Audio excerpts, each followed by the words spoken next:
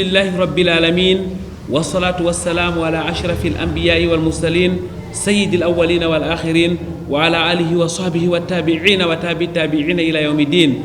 أيها المشاهدون والمشاهدات أحييكم بتحية الإسلام وهي السلام عليكم ورحمة الله وبركاته. Qu'il soit louangé, notre Seigneur Allah exalté soit-il, lui qui décréta la fête à la fin de ces mois d'abstinence et de haute dévotion. La fête au sens propre comme au sens figuré. Une fête avec des recommandations, mais des recommandations dans la joie.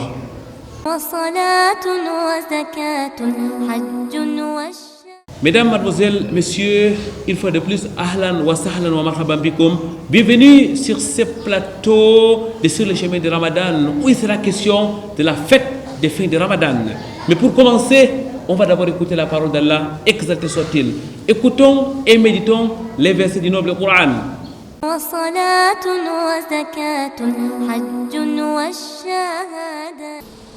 بسم الله الرحمن الرحيم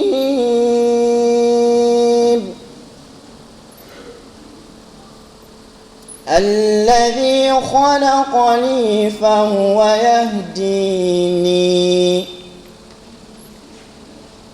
والذي هو يطعمني ويسقيني وإذا مرضت فهو يشفيني والذي يميتني ثم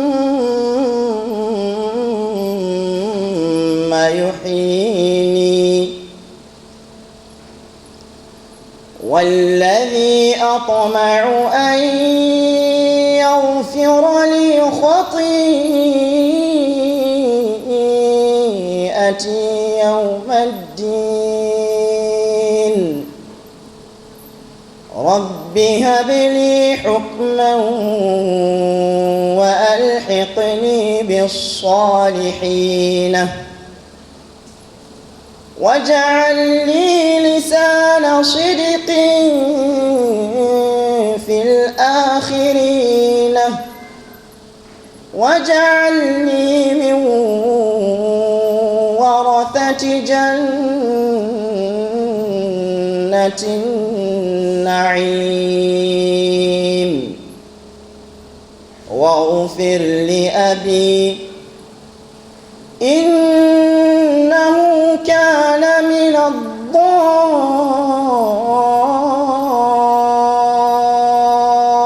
الضالين ولا تخزني يوم يبعثون يوم لا ينفع مال ولا بنون إلا من أتى الله بقلب سليم وصلاة وزكاة حج Rabbi shrah li sadri wa yassir li amri wahlul uqdatan min lisani yafqahu qawli. Mesdames, mademoiselles, messieurs, nous sommes dans la mosquée Oumar Farouk de Nouvelle. Nous sommes en compagnie de l'imam principal, Cheikh Sangouma Mawalou, pour parler aujourd'hui des préceptes liés à la fête selon les enseignements de l'islam. Cheikh Sangouma Mawalou, merci de nous accueillir et assalamu alaikum à vous. Alaikum assalam wa rahmatullahi wa barakatuh. Et certainement, nos téléspectateurs sont témoins que nous sommes chez nous ici à la mosquée Oumar Farouk depuis plusieurs années. Aujourd'hui, Cheikh Sangouma Mawalou, à l'exacté soit-il, par sa grâce immense, a permis à la meilleure des communautés, la communauté du prophète Muhammad sallallahu alayhi wa sallam, de passer un mois de haute dévotion, un mois d'abstinence, un mois où les récompenses sont multipliées et à la fin, c'est la fête. Quelle est la signification qu'on doit donner à la fête des fins de Ramadan, ya Cheikh? Oui, comme vous avez dit, c'est une signification nette par rapport à l'ampleur de l'acte que l'homme musulman aurait réalisé. Comme Allah subhanahu wa ta'ala l'a si bien dit dans le Coran au Karim, dans le verset, le long verset où il a introduit le mois de Ramadan, il dit « Shahru Ramadan alladhi unzila fihi al-Qur'an » et le mois de Ramadan au cours duquel on a donc fait descendre le Coran au Karim. Et après avoir l'institué, Allah dit yuridullahu bikum yusr wala yuridu bikum usr walitukmilu iddata walitukabbirullaha ala ma hadakum wala alakum tashkurun. Allah veut pour vous de la facilité, pas de la difficulté. Et il voudrait que vous réalisez tout le mois, que vous arriviez à jeûner tout le mois. Et sur ce, vous devez glorifier Allah subhanahu wa ta'ala et en être reconnaissant. Vous voyez, après avoir fini tout le Ramadan, il y a lieu de se réjouir. Comme le prophète Mohammed sallallahu alayhi wa sallam disait, l'isa'im farhatan. Le jeûneur a deux joies. Farhatun inda fitri. Donc, la joie au moment de rupture de jeûne. On a ce rupture journalière de jeûne. Chaque jour, on rompt le jeûne au soir. On a le droit de se réjouir. On a passé toute la journée. On a réussi à atteindre le moment de rupture sans avoir eu à détruire son jeûne. Alhamdulillah. Et la joie au moment de rupture, la grande rupture, c'est-à-dire à la fin de Ramadan. Et cette joie est énorme parce qu'on a réussi à passer tout le mois d'abstinence. On ne jeûne pas seulement l'estomac, il faut comprendre. On jeûne les yeux, on jeûne les oreilles, on jeûne tous ses membres. Si on a réussi à cette grande abstinence jusqu'à la fin du Ramadan, il y a lieu de se réjouir comme le prophète sallallahu alayhi wa sallam l'a dit.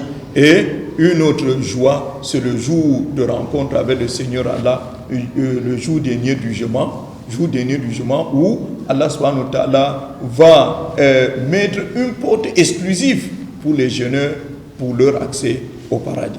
Après l'effort, donc, mesdames, mademoiselles, messieurs, c'est le réconfort et c'est un décret d'Allah exalté soit-il. Cheikh Sangouma Mawalou, lorsqu'on s'arrête et qu'on médite effectivement sur ces enseignements du prophète Muhammad sallallahu alayhi wa sallam relatifs à la fête, on voit bien qu'Allah exalté soit-il est le véritable créateur, le meilleur des pédagogues, lui qui connaît mieux que quiconque sa créature. Cheikh, après avoir décrété un mois d'adoration, il dit maintenant, c'est l'heure de la joie, c'est l'heure de la gaieté, il faut donc fêter. Oui, le jour de la fête, comme l'avait dit le prophète sallallahu alayhi wa sallam, Yom Ak Ushur, c'est le jour de boire et de manger, et il est interdit de jeûner en ce jour. On ne doit pas. Et le jeûne en ce jour est d'une interdiction formelle, parce qu'il faut se régaler, il faut être en joie, il faut partager, c'est le jour de partage, le jour de gaieté, mais ce n'est pas un jour d'exagération,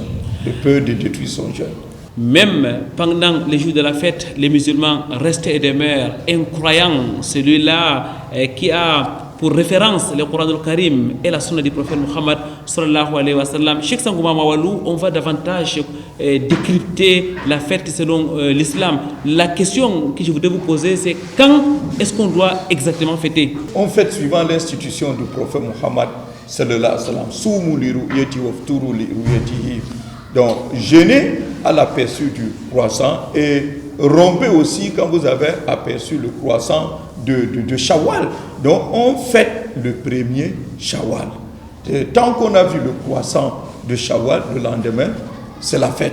Sauf s'il pleut énormément, le jour de la fête, on renvoie un autre jour. Parce que c'est un jour de la fête, il ne faut pas avoir un invité, il ne faut pas avoir un invité, tu vas nous détruire la fête. Donc, on renvoie le lendemain. Mais je crois que cette fois-ci, la fête, Inch'Allah, il fera beau temps. Donc, on fête le premier Shawwal. Donc, le lendemain, quand on a vu le croissant au soir, le lendemain, c'est la fête. Les textes de l'islam sont clairs. Mesdames, mademoiselles, messieurs, les fêtes en islam ne sont pas fabriquées. Ce ne sont pas des fêtes improvisées. Ce sont des fêtes qui ont été recommandées par Allah exalté soit-il et le prophète Muhammad sallallahu alayhi wa sallam. Cheikh Sangouma Mawalou, lorsque la fête est annoncée, quel est le comportement que les fidèles musulmans doivent avoir? Oui, il faut qu'on précise que Shawwal, c'est le 10e mois du calendrier lunaire nigérien. Le mois de Ramadan est le 9e mois. Donc, quand on a jeûné 29 ou 30, on a vu le croissant, c'est le premier Shawwal en fait. Bon, ce qu'on doit faire quand on a annoncé qu'il y a fête, on invoque, on implore, on invoque Allah subhanahu wa ta'ala, l'invocation de la vue du croissant. Quand on a aperçu le croissant lunaire, dit Allahu Akbar, Allahumma ahillahu alayna bil amni wal iman, wa salamati wa islam, wa tawfiq lima tuhibbu, Rabbana wa ta'ala, Rabbuna wa Rabbukallah. Et après ça, on fait le takbirat. Vous savez, le verset que nous avons su mentionner, pour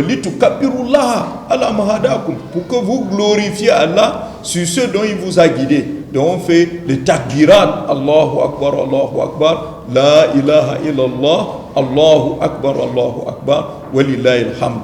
Et après ça, il faut donc songer à la zakat tout fit, parce que le moment obligatoire qu'il ne faut plus rater est arrivé. On ne doit pas rater ce moment-là. Si on n'a pas sorti 1 ou 2 jours avant, ce que quand la fête est annoncée, on est dans l'obligation de le faire le plus vite possible. C'est la zakat au fit. Nous restons donc dans les prescriptions du prophète Mohammed sallallahu alayhi wa sallam. Cheikh Sangouma Mawalou, la fête est déjà donc annoncée. Nous sommes déjà au petit matin. Quels sont les actes qui sont recommandés en ce jour de fête avant d'aller sur le lieu de prière? Oui, effectivement, avant de se rendre au lieu de la prière, il y a les takbirat. On fait les takbirat jusqu'à atteindre la place de la fête, jusqu'à l'arrivée de l'imam. On se lave le matin, on prend le bain rituel, on se part de ses plus beaux habits, on mange avant de sortir. Voilà, c'est important. On mange avant de sortir. On sort après avoir consommé de la nourriture, pour mettre une différence entre la journée de jeûne qui vient de passer et la journée de la fête. Voilà. Et on emprunte une voie vers la prière et on emprunte une autre quand on est de retour. Shukran lak ya Cheikh, barakallahu fik. Mesdames, mademoiselles, messieurs, on va prendre une courte pause. Nous reviendrons juste après. Alhamdulillah Rabbil Alamin wa salatu wa salam ala Muhammadin wa ala alihi wa sahbihi man sara ala darbi ila midin. Alhamdulillah, nous remercions Allah après avoir parcouru la biographie de nos 4 grands imams des écoles juridiques de l'islam. Retenons que dans le monde islamique actuellement, il y a des adeptes de la toute première école et la plus grande, la plus nombreuse qui est l'école Hanafiya.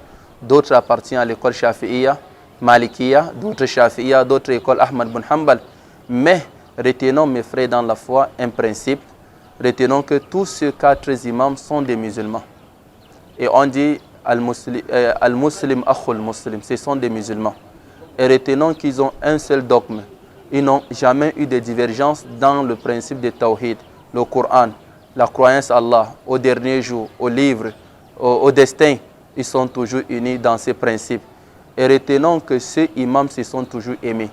Car les grands élèves d'Abu Hanifa ont rencontré Malik. Et Malik a enseigné Shafi. Shafi a enseigné Ahmad, dont ils se connaissent. D'autres se sont rencontrés, dont ils se sont aimés.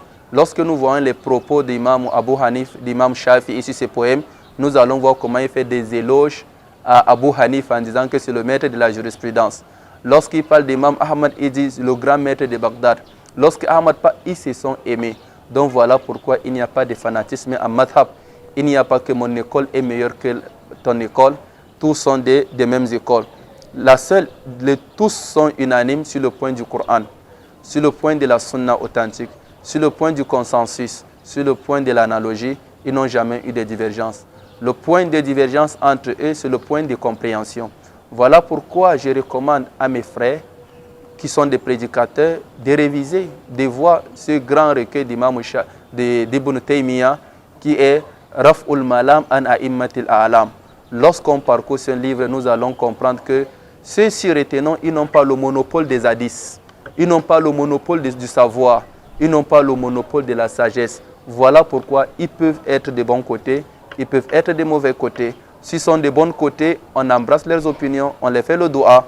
S'ils sont de mauvais côtés, ça fait partie d'attributs de l'être humain. Et alors, on implore Allah qu'il les pardonne. Ici, il n'y a pas l'effet de privilégier l'autre. Il n'y a pas le fanatisme d'aimer l'autre et de laisser l'autre. Et retenons que chacun peut faire le bon et chacun peut faire des erreurs. Il n'y a pas de ta'assub. À titre d'exemple, Imam Malik voit, selon ses opinions, les actes obligatoires de l'ablution sont au nombre de 7. Il mentionne les 7. Mais Imam Shafi dit non, les actes obligatoires de l'ablution sont au nombre de 6. L'ajout qu'a fait Malik, il a ajouté le fait de frotter. Et Shafi a dit, le frottement n'est pas un acte indépendant. Donc regardez, mais il est d'accord, mais il a dit, un lavage sans frotter, une ablution sans frottage n'est pas valide, mais il n'est pas indépendant. Mais Malik dit que non, c'est indépendant. Mais ils sont tous d'accord qu'on doit frotter. Vous allez voir, ce sont des divergences de compréhension. Et ces divergences, c'est lorsqu'il n'y a pas un texte mentionné. On demanda à Imam Malik quel est le principe de peigner ses mains dans l'ablution. Il a dit que ça n'existait pas dans la religion. Son élève lui a dit, Cheikh, j'ai écouté un hadith d'où le prophète peignait ses mains dans l'ablution. Le lendemain, il a dit, laissez ma parole à côté, prenez celui du prophète sallallahu alayhi wa sallam. Donc tous ceux-ci, ils ont une parole qu'ils disaient toujours, Iza sahha al-hadith fa huwa madhabi. Lorsque l'hadith est authentique, et alors c'est notre école. Mais on n'est pas des fanatismes, on n'est pas des gens qui sont des Malikiya Bahtadon. Malik seulement, non. Nous sommes en Afrique, ici au Cameroun, la majorité, nous sommes Malikiya. Et on est fiers d'être Malikiya, mais on ne voit pas Malik est meilleur que Shafi ou Shafi est meilleur que Malik. Les bons de Malik, on accepte. Les erreurs de Malik, on implore qu'Allah lui fait miséricorde et lui pardonne. Et voilà comment les musulmans vont vivre en paix, en miséricorde, lorsqu'il y a l'attente, lorsqu'il y a la compréhension. Car ces 4 grands imams ont vécu en paix, en miséricorde. Ils se sont aimés, ils se sont partagés le savoir. Et voilà le but des récits de ces 4 grands imams. Donc Allah tabaraka wa ta'ala nous assiste. Retour dans la mosquée Omar Farouk. Mesdames, Mademoiselles, Messieurs, nous sommes en train de parler de la fête de fin de Ramadan et nous sommes en compagnie d'un imam, Imam Sangouba Mawalou, imam principal de la mosquée qui nous accueille, mais aussi un prédicateur et un enseignant dans les villes de Douala et de Fumbot. Cheikh Sangouba Mawalou, Allah exalté soit-il, a donc décrété les premiers Shawwal comme jour de fête pour les croyants qui ont d'ailleurs passé un mois d'abstinence, un mois de haute dévotion. Il y a des actes que le prophète Mohammed sallallahu alayhi wa sallam a recommandés les matins du jour de la fête, lesquels actes étant déjà accomplis, Cheikh, il faut se rendre sur le lieu de prière. Que doit-on donc faire une fois arrivé sur le lieu de prière, ya Cheikh? Quand on arrive sur le lieu de la prière, il faut qu'on continue avec les takbirats. Et le lieu de la prière c'est la place libre. C'est la place libre hors des mosquées. La sunna est qu'on parte hors des mosquées pour faire la grande prière de Eid al-Fitr. Donc, arrivé là-bas, il n'y a pas de tahiyyat au masjid, on ne salue pas là, ce n'est pas une mosquée directe. On s'assied et on continue avec les takbirat. Allahu Akbar, La ilaha illallah, Allahu Akbar, Walillahi alhamd. On continue avec cela jusqu'à ce que l'imam arrive et officie la prière qui est suivie par un sermon. Voilà. Parce que certaines erreurs qui sont souvent commises, c'est le fait que le fidèle, après que l'imam ait eu à faire 2 rakas, il se lève, il commence à faire les prises de photos, il commence à se lancer sur des choses futiles au lieu de suivre le sermon de l'imam, qui est une orientation après ce grand travail, ce travail de longue haleine qui a valu beaucoup d'efforts et où on implore beaucoup à Allah subhanahu wa ta'ala d'accepter. Les sermons est donc d'une importance capitale. Ça fait partie, frères et sœurs, dans la foi de la fête. Il faut donc accomplir les 2 unités de prière, mais aussi écouter les sermons avant de s'élever. Cheikh Sangouba Mawalou, lorsqu'on observe ce qui se passe sur les lieux de prière, il y a certainement à dire et à redire. Quels sont les manquements que vous observez, vous, en tant que prédicateur, sur les lieux de prière et même tout au long de la journée des fêtes? Le lieu de prière, d'abord, le manquement, c'est le fait que certains fidèles arrivent toujours tard. C'est quand même un jour dans l'année. Il faut arriver au moment indiqué quand les imams communiquent qu'on va prier à 9h, qu'on soit là avant le temps pour faire les takbirats et pour faire l'éloge d'Allah subhanahu wa ta'ala, faire le kalimatu shukr, être reconnaissant à son endroit, donc multiplier le dhikr de circonstances et ne pas se laisser aller pas les prises de photos. Ça, j'insiste dessus.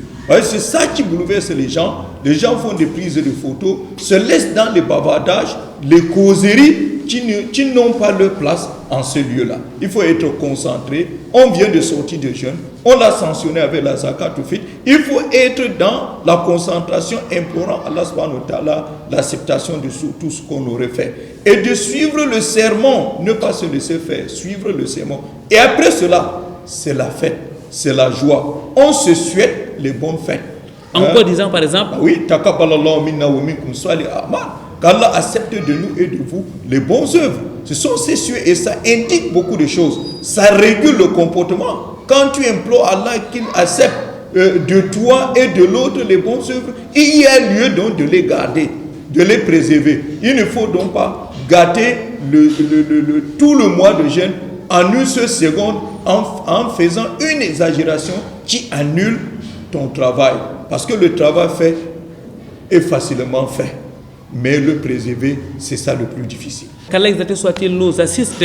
Cheikh Sangouma Maolou, au-delà de ces manquements que vous avez relevés, on voit aussi les sœurs, par exemple, qui ne s'habillent pas comme il se doit tout au long de la journée des fêtes. Il y a certains qui offrent de l'alcool à boire, pourtant ce sont des musulmans. La musique n'est pas de reste dans certains domiciles. Il faut constater que dans plusieurs de nos chefferies, on organise ces fêtes.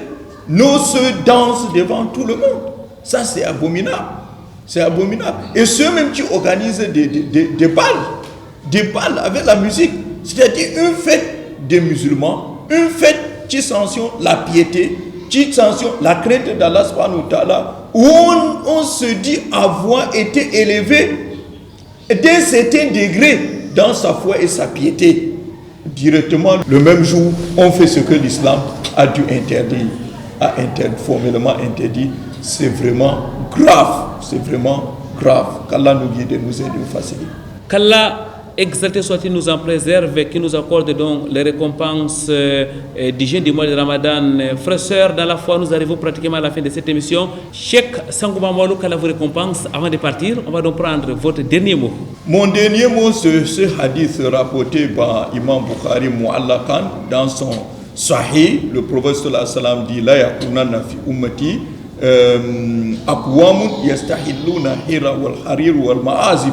Il y aura certainement dans ma communauté ceux qui vont s'hasarder par outrance à rendre licite l'alcool, la zina, la fornication, la soie et la musique. Donc, il ne faut donc pas tomber dans une exagération à détruire tout ce que nous aurons fait tout au long de Ramadan. Qu'Allah subhanahu wa ta'ala nous guide vers ce qui est meilleur pour nous ici-bas et dans l'au-delà. Amin souma amin. Cheikh, qu'Allah vous préserve, qu'Allah vous illumine. Mesdames, mademoiselles, messieurs, qu'Allah vous récompense de la plus belle des manières.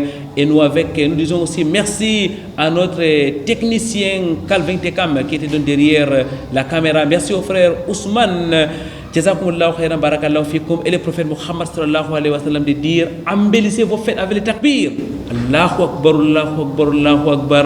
La ilaha illallah. Allahu akbar, Allahu akbar. Walillahi alhamd.